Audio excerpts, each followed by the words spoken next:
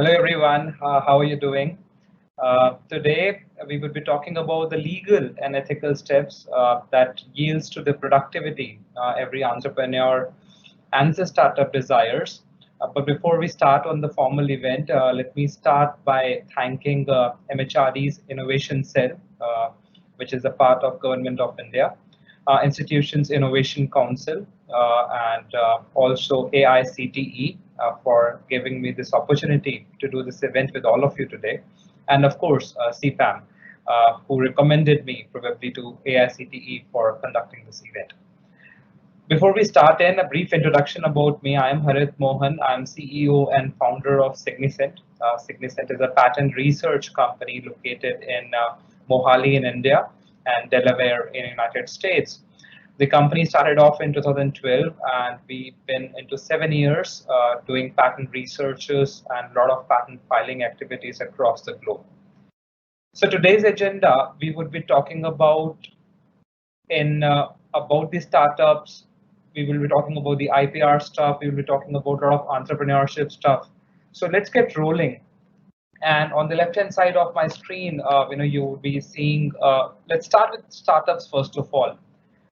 So when you start with a company, the major thing that you would require is how do I find an idea? So I've been mentoring a lot of startups personally, and what I've always faced is from the startups, they do not know how to make a startup, how to find an idea first to make a startup. So all these are the key problems that anybody who is willing to go into the entrepreneurship part would face. So with my experience, these are the 5 things. Of course, there could be many more. It all starts with observation. Let's start with a very basic example here. So let's assume that you want to charge your mobile phone, and you want to charge your mobile phone, and there is no table around. So what do we often do? We try and balance the mobile phone over the top of the charger, and what happens when it vibrates? Yes, it falls down. So then there could be some solution towards it that we think should be there, that we could focus on or that we could try and utilize in the terms of innovation. And if that innovation is also possible to be used by masses, that's the startup idea. So the basic learning is we need to observe the problems that are that are around us, that are always there around us, and we need to start finding some very good solutions to solve those problems. A lot of people also, surf a lot. They kind of read a lot. They become expert in some area when they start reading about around a problem for a few weeks, couple of months, and then they start realizing what is available, what is not available. In IP terms, that's called as prior art. So prior art is anything that is existing to solve a particular problem. And then your challenge as an entrepreneur is to find something even more innovative. So we'll be talking more about that in our sessions today. Some people are very fond of reading books, so there are a lot of people who have said that book reading is possibly something where you can get an ideas as well from. Writing journals, you should observe what you do. You should write, take notes.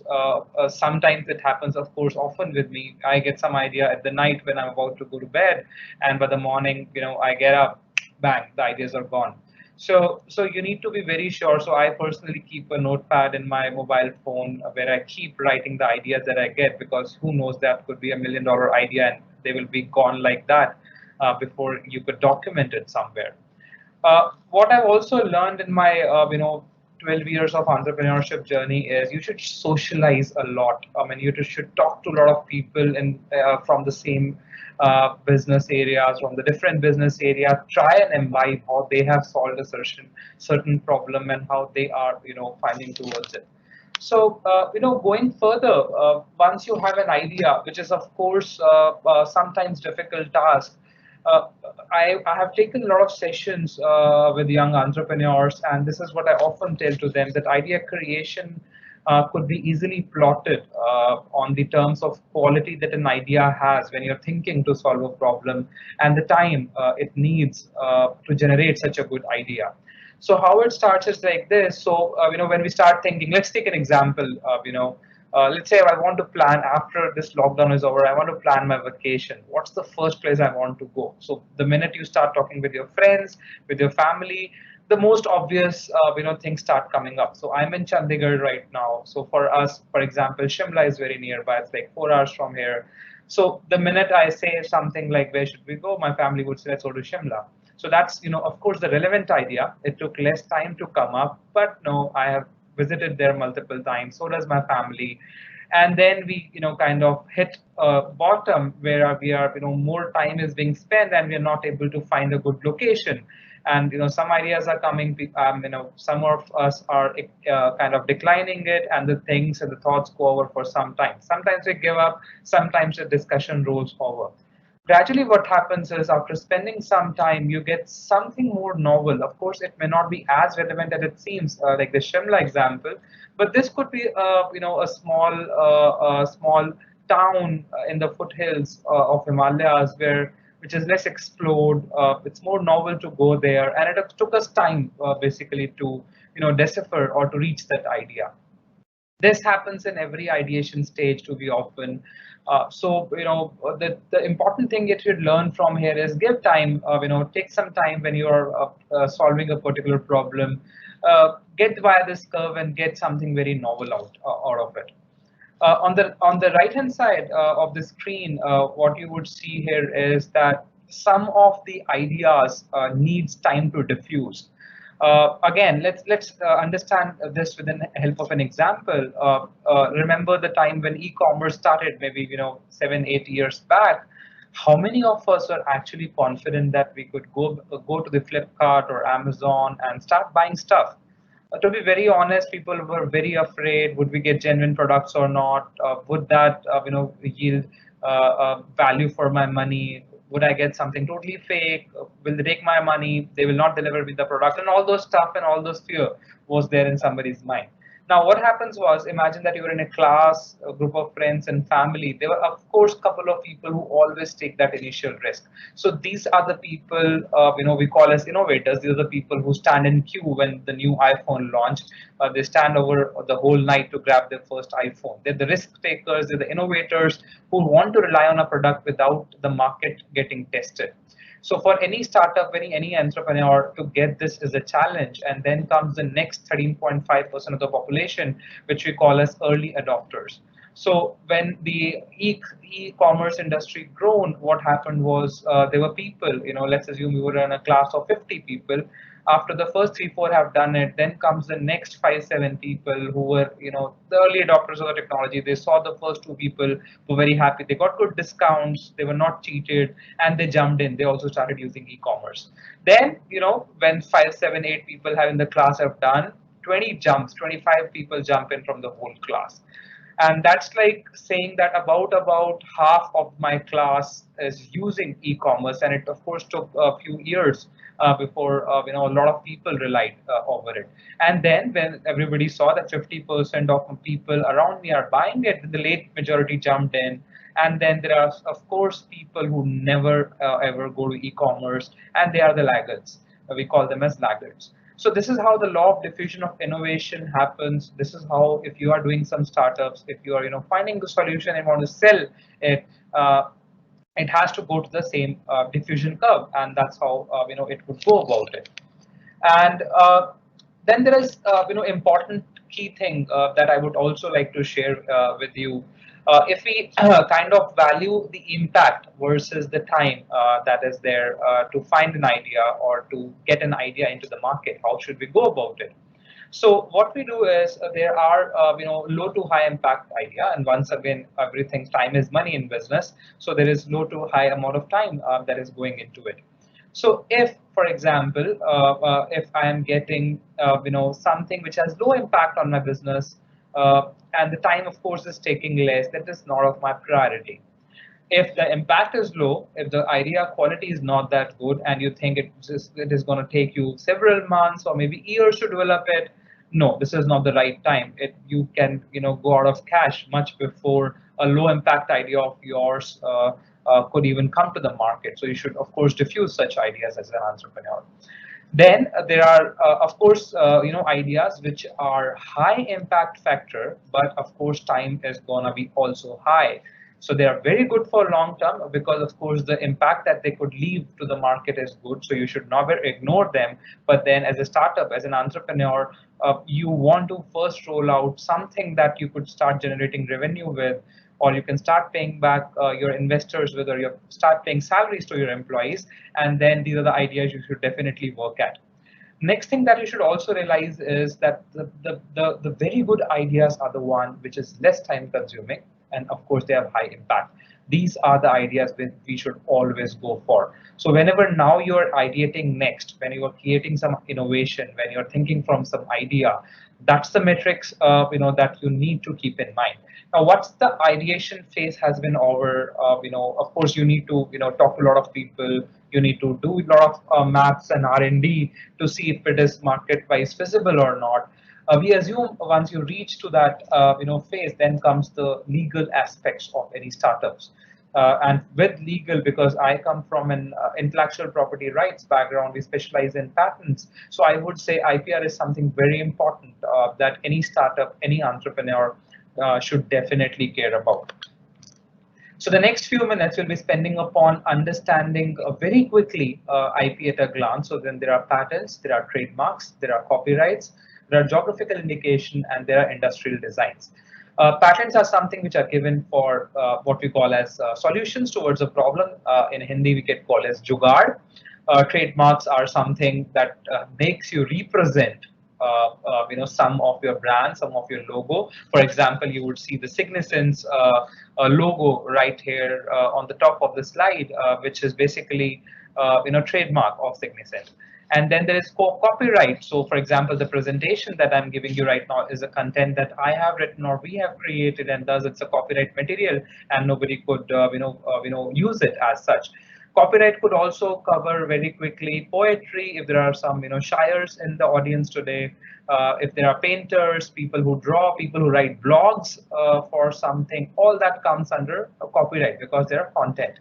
Geographical indication is something that is given to a geography. For example, we could talk about Kolhapuri chappal, we could talk about Amritsari naan, and we could talk about any Assam tea, for example. They are all geographical indication. People would like, to associate a certain part of geography with the products that they are famous for. Of course, from the areas that you are belonging to today, would have some geographical indication too.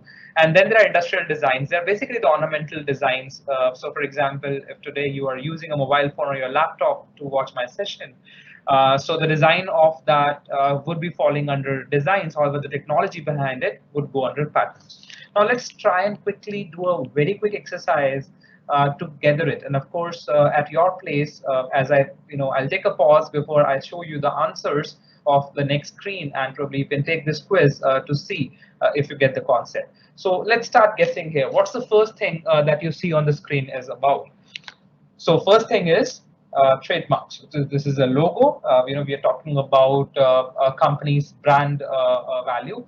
And if I also say the phrase "I am loving it," what brand does you associate it with? You would say McDonald's, because the phrase, it also related to the branding of that company. So phrases, logos, even the tunes like "Har Ek Friend Jaruri Hota Hai," Britannia, Sting Ting Tinning. All these tunes are also basically trademarked because they associated themselves with certain products or brands behind them.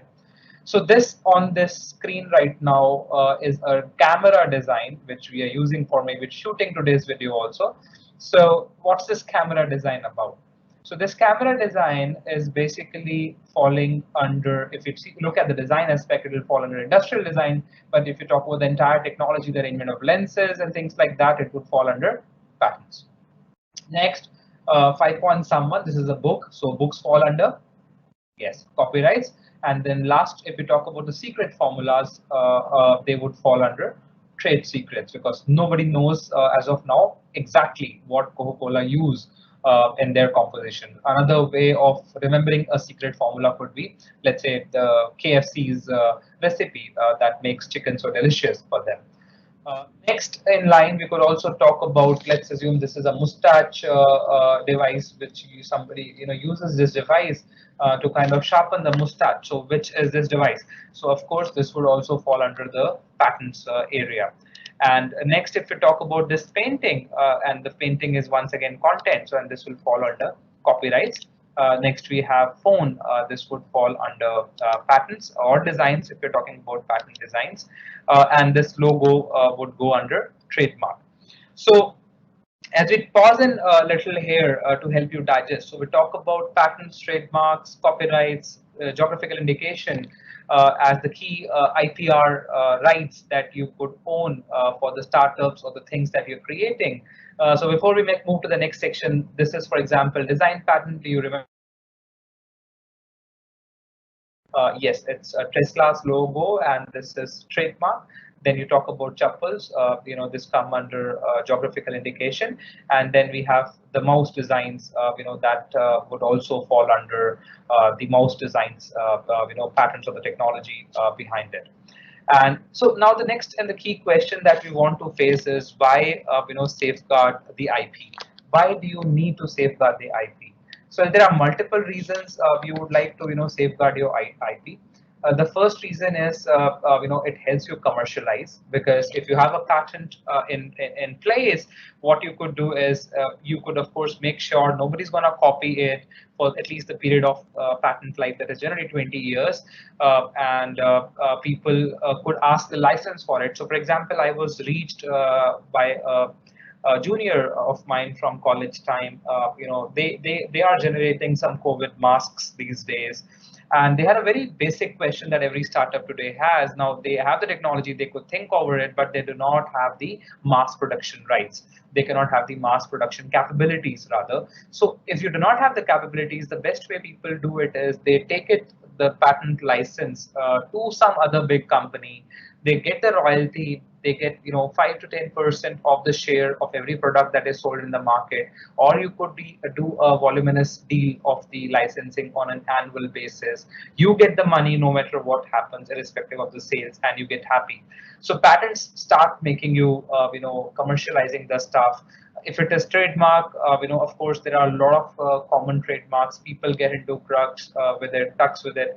Like, I have my trademark, company B is copying my trademark. Imagine, today Ubers, which is now known for mobility in our cities, there is another tuber that is created, and then, of course, it will yield to confusion, and Uber will not like it. So it's very important that you should safeguard IP before you start launching enormously into the market, and you need to protect your innovation in the right form of IPR legally. It also, of course, help you in recognition and rewards. A lot of colleges, a lot of universities today relates promotions, appraisals, salary hikes in the terms of patents. So that's also coming up. There are taxation advantage. A lot of governments give you if you are owner of a patent, and of course it helps you build the brand. Now imagine your startup has 15, 20, 30 patents. Of course it will help you a lot in your branding activity. So for all these reasons, it's very important that you should safeguard your IP. So how does it all work? So the first thing is we need to validate idea and file a patent thereafter. By validation of idea, what I mean is you need to kind of do a quality check on the idea that you have. Now this could be done on Google searches if you do not want to hire a professional agency like us. You could, what I would suggest is start using Google Patents rather than Google alone. Start using European Patent Office. Start using something known as Patent Lens. So that's where the lot of technology documents you would find. So it's like validating your innovation that there is no prior art. Something backdated does not exist when you are going for the filing of your technology, of your patent. So that's the validation step. We call it as a patentability analysis. So of course, companies like us do such stuff a lot. And then once the validation of ideas happen, you go to patent filing. These days in Indian Patent Office, it's easy to get e-filing done. You can just log on to the Patent Office website, make the necessary forms that are there, and go ahead and file the patents. The pricing is very simple. They generally, price for the startups much less as compared to the bigger organization, that is there. In the terms of pricing, you can get your filing done via a professional company at less than about 10,000. Of course, drafting is something today which is tricky. That could go into a few thousands more because you're going to draft via a patent attorney who understands the technology and the technical and the legal aspects behind it. So that's the recommendation that I have with the startup, because you do not want to risk with a loose patent when you go to the market. 3 years later, this is something that is going to save you. And then you have to, the patents would get published. This could take a year and a half to get it done. And then once it is published, it's all in government's hand, by the way, no private organization controls that. And then it is granted. And this could take anywhere between 2 to 3 years to get a patent grant. But can I start manufacturing my product already? Yes, you could. Ideally, once you have filed a patent, you can start manufacturing or marketing your product very quickly. And then, of course, a lot of companies write patent pending terms. A patent pending terms does not give legal rights somehow, but it does kind of alert your competition that, do not copy my patent tomorrow when it gets granted. Anyhow, you may have to either take license from me or you need to stop the same thing. And of course, you could sometimes ask for damages done as well. Then it comes to valuation. Of course, once it is granted, sometimes people want to license it, and the major question people ask is, what's the dollar value or what's the rupee value of my patent? So that's a 20, 30, 40 page of paper a patent is, but it could have crores in value if you want to do it right. And that's what we will be also talking about this presentation, how to, before taking commercialization via licensing route, you need to value the technology that you're working upon. And there is no fixed algorithm, but of course, we have some proprietary codes written, algorithms written by which we do commercialize technologies, and we give you the approximate value based on the algo that we follow. So let's then quickly jump to the market research part. So that's another very important thing any inventor, any entrepreneur should do. Where should I market it, and what's my important? So there are 6 important steps. First, define your objective, what you want to market, what's the USP or the unique selling product, unique selling pointers for your unique selling propositions for your product. For your product that you want to launch in the market. Then you need to determine the research design. Then you would be, of course, making a research instrument that how you want to do with it. You need to do some lot of market surveys, get your product tested, get those early feedbacks done. All that data is very important. And then once that is done, you keep on analyzing that data, and then of course you visualize and communicate the findings. So that's how you need to very cleverly research on any product that you're going to launch in market. Let me also tell you, and this is from a practical perspective, what I've seen is a lot of startups, keep putting time. A lot of entrepreneurs, they want to have the perfection in their product when they want to launch it for the first time. Well, yes, some may say, perfection is good for the product, but then it's time consuming. If you want to, keep investing your time and efforts and of course money for achieving towards 100% precision that the way you want it, mind you, you're losing time out of the market. What is recommended from my side is, once you are 85-90% ready, of course there could be some bugs, some things that that could be there, and if those bugs or those improvisation are not critical for the functioning of your product, they are add-ons, they are improvements, they are they can help somebody even better. So these 10-15% of improvisations, I think, could wait. What could happen is, when the product goes into the market, there could be feedback coming from your consumers. So you should always keep the scope for the time for such consumers to react to your product, and that should be iteratively taken back into your product, and they should be put into your product once you are approaching it. And companies does that. In websites, you get version 1, version 2, version 3. In products, you get every few months companies revise their product. So it keeps going on. So when you're conducting market-based approaches, there are two approaches: the primary and the secondary one. Secondary one, to be very honest, is very simple to begin with. Anybody can do it. It requires you to go on a market research website. Google is a good starting point. Look for what is available about your competition.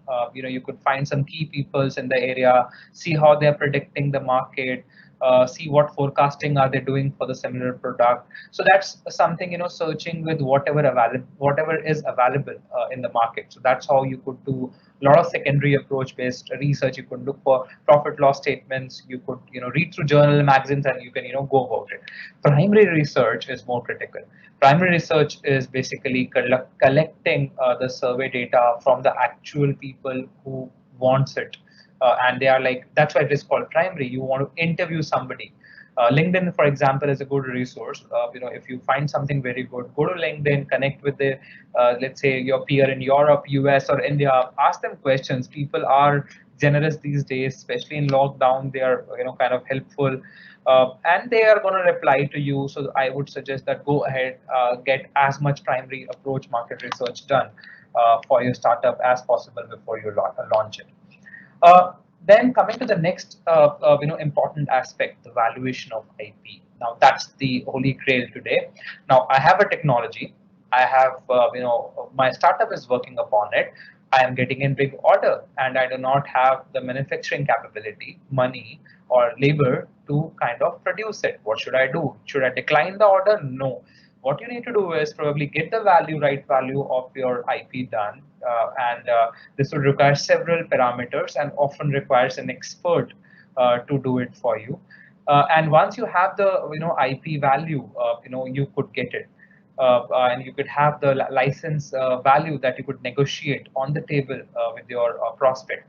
Some people also use IP value. Now, I'm sure today a lot of startups already there, or in future would be going to their investors. They would say, give us X amounts, X dollars for my startup. And a lot of companies or investor firms ask you to value your IP. So that's what people in US does a lot. Signicent has been doing it day in and out for a lot of startups to value the IP so that they can put it in their balance sheet, they can show it to their investors, and so on. Next, if there is some damage happen, you're at a advanced stage, and let's say if somebody copied your product, now how much you should sue your competitor of? You again need valuation. It is sometimes important, to calculate the future that could be there, the demand and supply dynamics. So there are a lot of objectives IP valuation, do us. So how could I do it? So there are two basic ways. When we'll quickly, go through it. There is a quantitative way of doing it, and there is a qualitative way of doing it. Now, quantitative way is, of course, as the word suggests, is putting a dollar or a euro or a rupee value to your technology. Qualitative way of doing it is to kind of understand that how strong is my IP is. It relies on a lot of factors like legal strength of the patents, how much life my patent is left with, uh, is my competitor citing or using my patent to advance his technology, and so on and so forth. So that's the qualitative way of doing it. And do you ask me which is important? Both of them are important, because one is telling you the actual value which you would sit on your table with, and the other is telling you about the quality of the technology that you're working in. So let's take the instruments that are there for each of them. Let's start with qualitative analysis. So one, you kind of understand the qualitative analysis. From here, we're talking about a little advanced step. I'm assuming here that you know the patents, but I'll still try and make it as easy as I can for my audience. So legal status analysis would mean, for example, a patent that is there. Let's say if I have a claim, if I am claiming, for example, let's say the chair that probably I'm sitting today and taking this session on.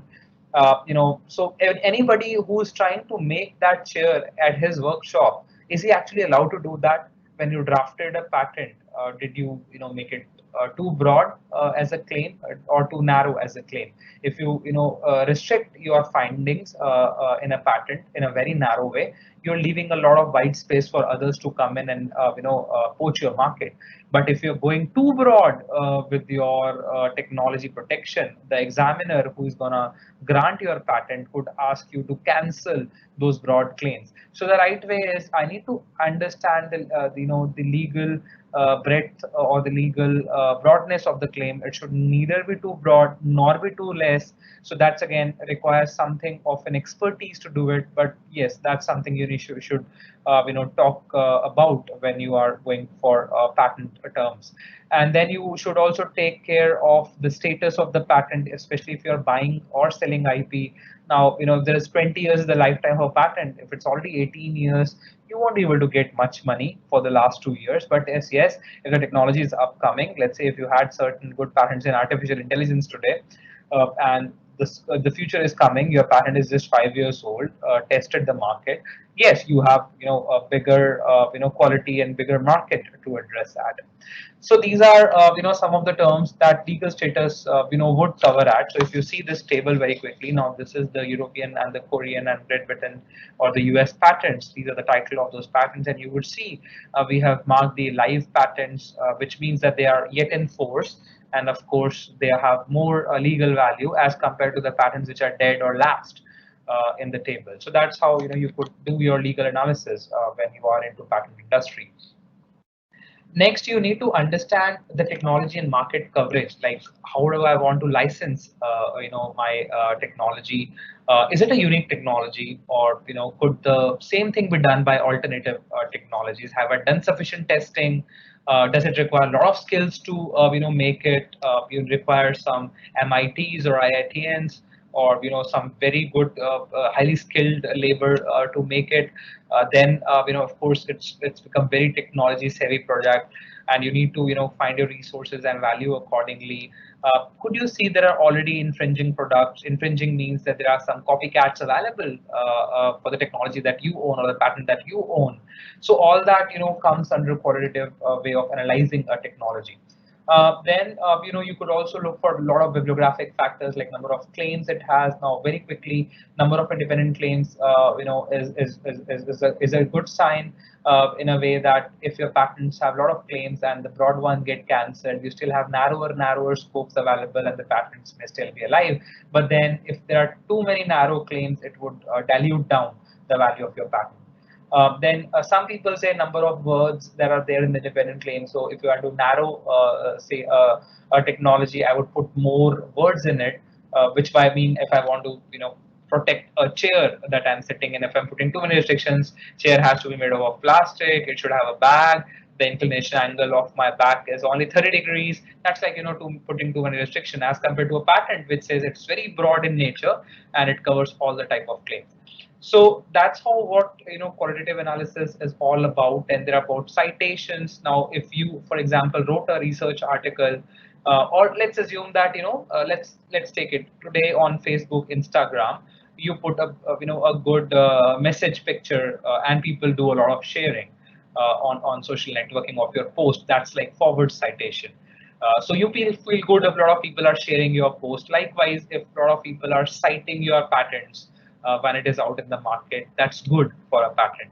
Backward citations, for example, is sometimes considered negative of that. For example, when you are making your Instagram story, you took bits and pieces from 4 or 5 places, then consolidated that into a single post. It means you use a lot of backward citations, backward posts to make your post. So does go for technology. You cannot rely on a lot of background technology, because then some people think it's not novel. You're doing a plus B plus C plus D kind of thing to make your E, which is then less innovative, right? So with this slide, this is kind of a ranking, the spider web chart, wherein we rank a patent, we score a patent. For example, there are 6 factors. Each factors is 5 points each, and you would see we have scored it on a certain ground. So this particular patent scores 22 of 30, which is decent score, to go ahead with. Then there is a quantitative way of analyzing the market research methods. So market research methods are you just do not want to know by some mathematics. You're not having well equipped resources who could actually value the technology very clearly. So what do you do first? You kind of go hit the Google and see what exactly my competitors in the same area have done in past. So you get an Your phone's in idea. airplane mode, so I can't help you with that at the moment. You can get an idea, for example, there that market-based research reports are gonna have my competition's a value in it. Similar deals have happened in the past. If you can find it on Google, you'll get an idea. Ki agar that person sold it for 1 crore, my technology could also go for around 75 lakhs to 1.25 crores. So it's kind of comparison thing. So this is chart that you will see on your screen right now is an example there that say a deal happened in OI and Toyota, and that's how the $1 million value that these deals happened in. So I can do a comparison and I can understand the market.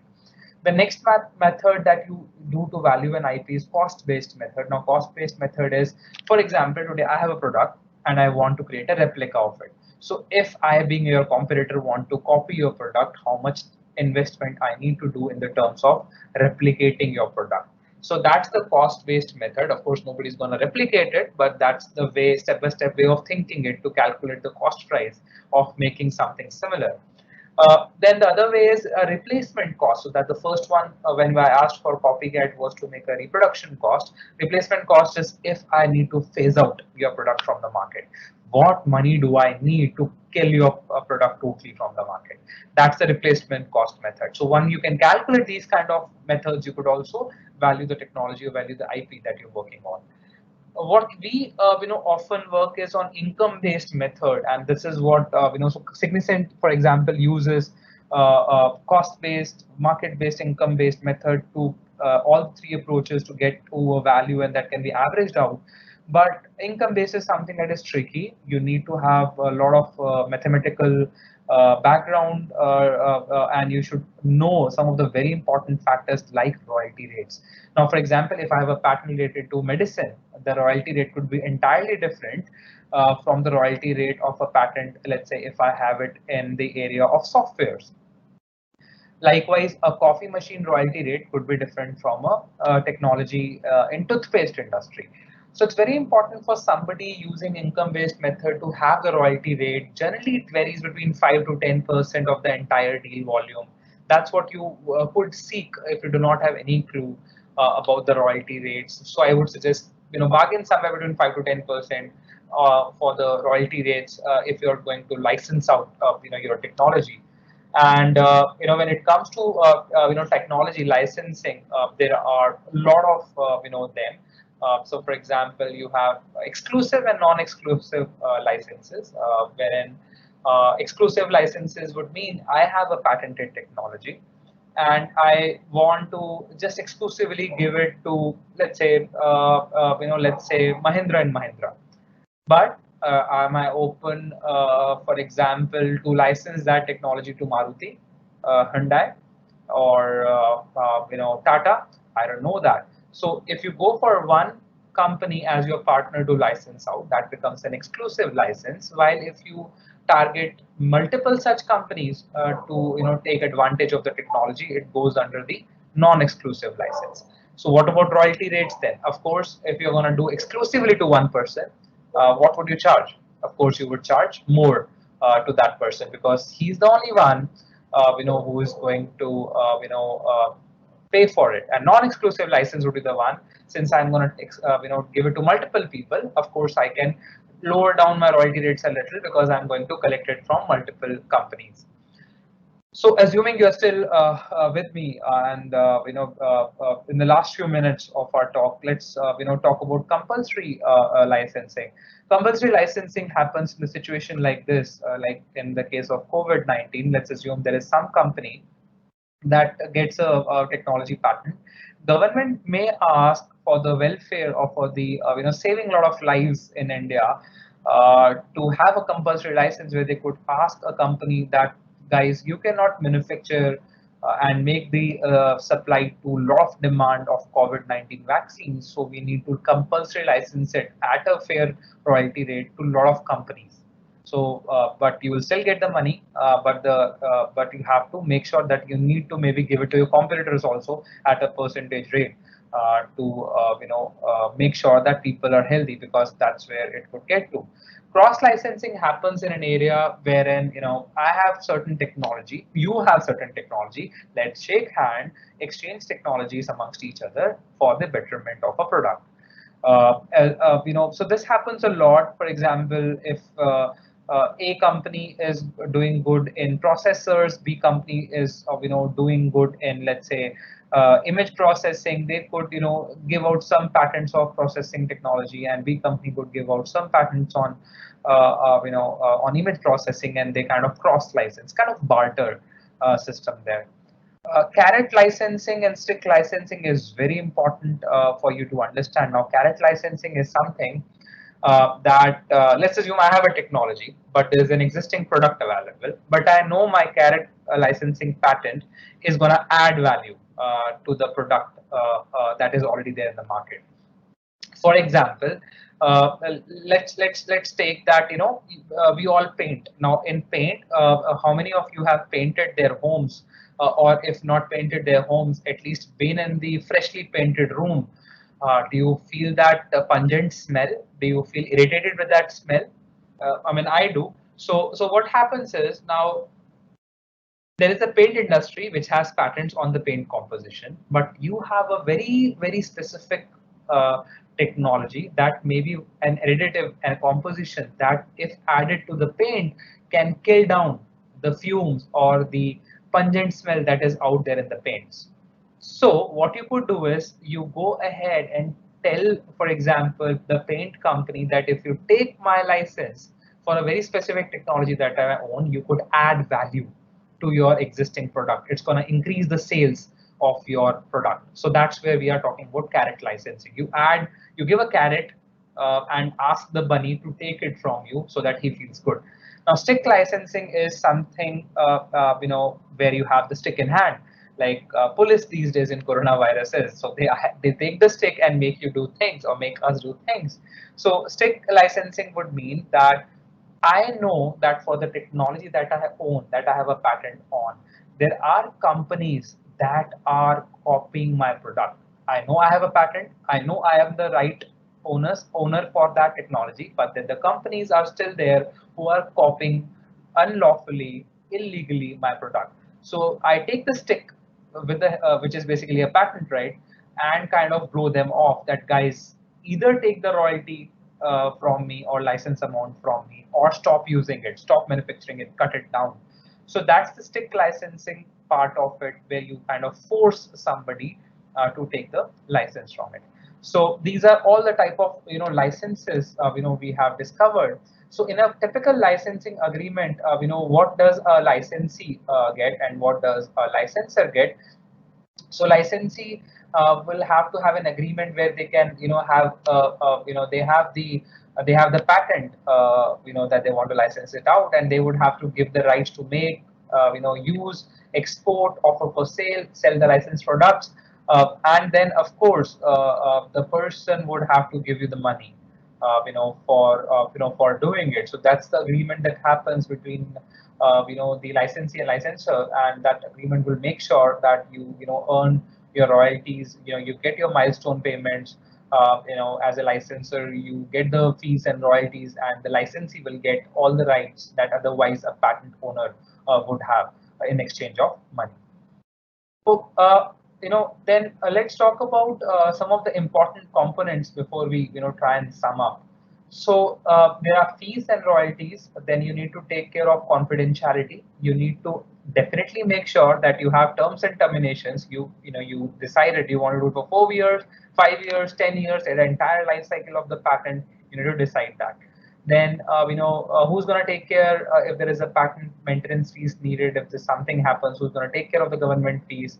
If there is an infringement happens, who get the money, and how much?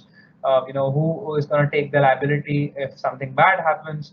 What kind of warrants are there? Is there an insurance if something bad happens? So these are some of the advanced level important components that somebody has to make sure are there in a licensing agreement whenever you're gonna go ahead legally to give away your IP to somebody else. Uh, Then towards the end, let me share with you, there are some ethical way of running a business. There always are, to be honest. Now, business sometimes a lot of people is says all about money. Well, yes, about money, it is about money, but then of course, you could be ethical in getting that money. This may mean personally to me going a little slow, but then if ethics are there, integrity is there, trust me, you're going to go long term in your business. So what's the factor that you need from the ethical perspective that you should consider? One, look out for opportunities. Give away to the community. For example, if today your company could do some technology related to COVID, go away, get it done for the entrepreneurs with to the fellow entrepreneurs who can develop their technology even better. For example, what Signicent, as my company did, is we are into innovation and patent. So we gave a few working hours free of cost to people who are working. So I won't say it's 100% off, but it could be a lot of free hours of research and consultancy in COVID-19 cases. So we are giving back to the community the way we could without charging them a penny for a good amount of consultancy. And then, of course, define the core value of your organization at a very early stage. This is going to again, stick. For example, if you know that no matter what happens, these are my core values. I'm not going to dwindle out. I'm gonna not going to sell out my core values for making some quick money. If you can decide that at an early stage, you're going to go for a very long run. Welcome healthy discussion from time to time with your staff, with your colleagues, with your partners. Ask them what is important to them. I mean, for example, I personally do that a lot with my managers in my company. Sometimes they may not like their suggestions, but then sometimes they are ethically and valid suggestions. So it's a fight between me and my feedback that I'm getting, and let the ethics win out there. And then integrate the ethics into hiring. And this could make you laugh also. A lot of people, I remember there were some companies when we were very small in size. Of course, we were not able to offer money, to the big competition that we had 5 6 years back. So a lot of my people were picked up in interviews in exchange of very confidential client data, the business data. So thankfully, since my ethics, my employees' ethics were clear, my company employees did not go into that hiring mode. But I pity those companies who kind of offer money to the candidates in exchange of very confidential information, trade secrets of a company. If you're an entrepreneur, I would say do not do that. Let it be a little time-consuming journey, but do not, fall trap to the such unethical modes of hiring. Next, craft something everybody could own, make something for them that everybody feels as a responsible towards it. Identify the ethical dilemmas that could come from time to time, and trust me, you will have a lot of dilemmas, when you would grow as an, entrepreneur, in your journey. So with that in mind, we cover the entire discussion that we started off today for about 45 minutes or so. And what I'm going to end up this with is a key conclusion summary. So protect your IP, protect your technology, do a market research done, get your valuation done, get your licensing done, and that's the way going forward. And with this, I would thank you with a very interesting entrepreneurship journey that I often share. So I have a lot of videos on YouTube around it as a resource person, as a speaker, as a mentor. But there's one story that I definitely would like to share with all, and if you have been patient enough to listen to me all this while. So when I started off this company, Signicent, 7 8 years back, what I have faced was that I used to work in nights. Right now, also, I am working at nights, but then that time was very special because you are, leaving your jobs. I quitted my job, paying, stopped getting salary checks, and all. I used to work day and night to make sure Significant floats. Today we have, 80 full-time employees in India and US working, so it's all there. So what happened was that this time, I usually go to the bed late in night, 4 a.m., 5 in the morning, and used to get up, late in the noon for the next day's work. Now there are maids that used to come to help us in our homes, as multiple of your homes may be getting support from maids. So this maid is always asking my mother that why Harit is sleeping all the while. So whenever Auntie Ji, I am here, what I see is that he is always sleeping. So what happened was that someday my she got like totally pissed off, and she kind of asked me that why is he always sleeping. And you won't believe what happened was that she got into panic mode. And what happened was after a few weeks I had a very important client call that was to happen late in the night. And what happened was I did the other way around. So I worked till 10-11 a.m. in the morning, because there was an late night early morning call. So I was working till 10 a.m. 11 a.m. in the morning, and I slept at 11, and I got up at 4 5 p.m. In the evening to catch up my sleep. But this maid then at that day didn't come at 9 or 10 a.m. in the morning. She came at 1 p.m. and I was still sleeping. That day she lost it, that she found me sleeping at 9 a.m. She found me sleeping at 2 p.m. in the afternoon. So she thought this guy is of no use, and he's always sleeping. And that day he kind of became my recruiter. She went down in all the homes that she used to serve as maid, kind of recommended me that भैया की job लगवा दो, अच्छे हैं, ये हैं, वो हैं. And today here I am, in front of all of you, addressing everybody and getting a fortune to discuss my stories with you. So, I would suggest that keep patience, stay ethical, follow the right legal pathway, do not give up, get the perseverance. That's a success that you would have to follow for becoming, a good startup.